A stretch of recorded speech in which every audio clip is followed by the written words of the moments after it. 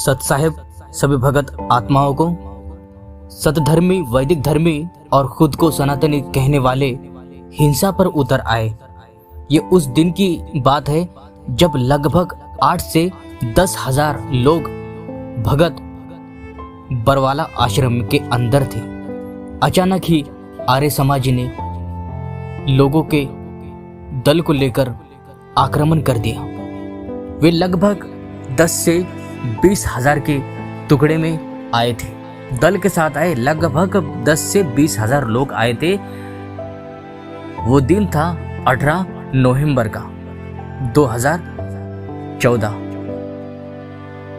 लेकिन खुद को शांति प्रिय कहने वाले लोग, वैदिक धर्मी कहने वाले लोग इतने हिंसा पर उतर आए कि इन लोगों ने आश्रम के लोगों के साथ, भक्तों के साथ, बहनों के साथ, बच्चों के साथ, बुजुर्गों के साथ हाथापाई की। और जितने भी ये पुलिस प्रशासन थे, जितने भी ये लोग थे, ये केवल तमाशा देखते रहे। और ये आज भी वर्तमान में केवल तमाशा ही देखते हैं। इनका काम यही है, सब कुछ हो जाने के बाद पहुंच जाना, सब कुछ हो जाने के बाद पहुंच जाना, या फिर रिश्वतखोरी के चक्कर में अपने ईमान को बेच देना, अपने अंदर के उस इंसानियत को बस कुछ पैसों के लिए बेच डालना। ये रिश्वतखोरी भ्रष्टाचारी के तहत मामला दर्ज हुआ है।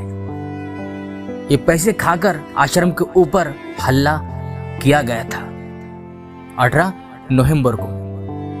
आज लगभग 10 साल पूरे होने को है और परम संत इन लोगों ने जेल में बंद करके रखा है।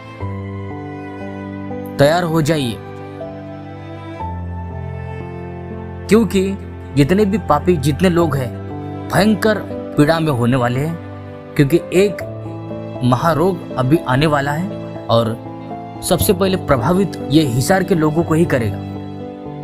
सबसे पहले प्रभावित ये हिसार के लोग, दिल्ली से ही शुरुआत होंगी उसकी। और दिल्ली में ही भूकंप, महामारी, ये रोग बहुत ज़्यादा तरीके से आने वाले हैं। और ना भी आए तो मैं परमात्मा से कहूँगा कि यहीं पर आए,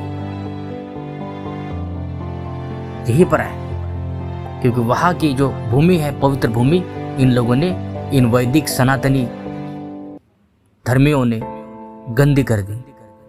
और खुद को कहते हैं सनातन धर्म प्रिय, खुद को कहते हैं कि हम शांति स्थापन करने के लिए आए, हम धर्म की स्थापना कर रहे हैं, हम वैदिक धर्मी हैं। अरे हिंसा करना, ज्ञान का जवाब ज्ञान से नहीं दिया, ज्ञान का जवाब इन लोगों ने हिंसा करके दिया। संत रामपाल महाराज जी ने इनके गुरुओं की और इनके प्रमुख संस्थापक की खाल उतार के रख दी, सच्चाई लोगों को दिखाई। ये सच्चाई इनको हजम नहीं हुई, ये सच्चाई इनको अच्छी नहीं लगी और इन लोगों ने आक्रमण करके अपना बदला लिया। आर्य समाजी राहुल आर्या जी ने एक वीडियो बनाया था कि हमने, आर्य समाजी ने बदला ले लिया, बदला ले लिया। और खुद भी बता रहा है वो कि बदला लेकर ही ज्ञान का जवाब दिया। और ज्ञान का उत्तर ज्ञान से देना चाहिए, हिंसा करके नहीं। क्योंकि हिंसा से केवल और केवल मृत्यु योग ही बनते हैं, धर्म योग नहीं। धर्म योग के लिए शांतता अति आवश्यक है, शांति प्रिय वातावरण की आवश्यकता है, भक्ति के वातावरण की आवश्यकता है। ईश्वर प्रिय लोग कभी भी हिंसा नहीं करते। ये लोग ईश्वर को चाहने वाले नहीं है। ये केवल अपने ज्ञान की बढ़ाई करने के लिए, अपने किताब की बढ़ाई करने के लिए ये सब इन लोगों ने कांड करवाया, बरवाला कांड।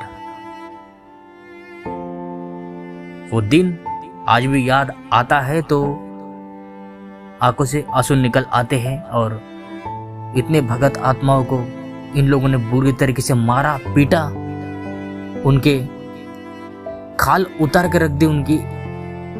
आज भी बहुत ही मुझे गुस्सा आता है उस दिन को जब याद करते हैं हम, 18 नवंबर का वो दिन। तब ऐसा लगता है कि दिल्ली मंडल को ही पूरी तरह से भूकंप के अंदर परमात्मा डाल दे। और होगा भी वैसे ही, क्योंकि दिल्ली मंडल पाप की भूमा और धरती नाल जगाओ सुमा।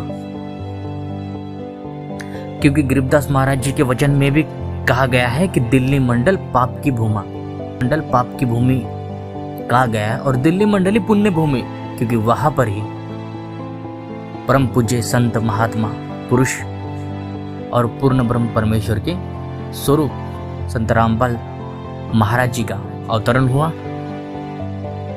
लेकिन यहाँ पर इन लोगों ने उस क्षेत्र को गंदा कर दिया, उस पवित्र भूमि को इन लोगों ने अपने गंदे कदम रख के अपवित्र कर दिया, क्योंकि हिंसाखोर अधर्मी होते हैं, पापी होते हैं, उनमें दयालुता का भाव कतई नहीं होता है उसके अंदर, क्योंकि एक भक्ति करने वाला, सद्भक्ति करने वाला पुरुष कभी भी हाथापाई पे उतर नहीं आता।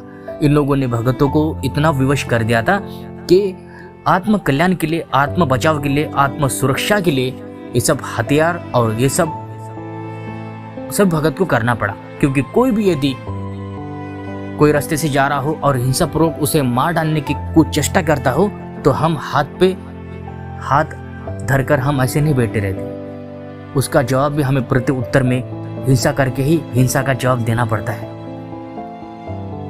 खैर, तो इस तरीके से 18 नवंबर का और 2014 का वो दिन था जिसे सभी भगत आत्माएं ब्लैक डे करके मनाते हैं, और सही भी काला दिवस, बिल्कुल काला दिवस है। 18 नवंबर 2014 का वो काला दिवस है जहाँ पर इनके काले कदम पड़े थे इन आर्य समाजियों के। लेकिन परमात्मा भी जब अपने कदम रखता है तो पूरा ही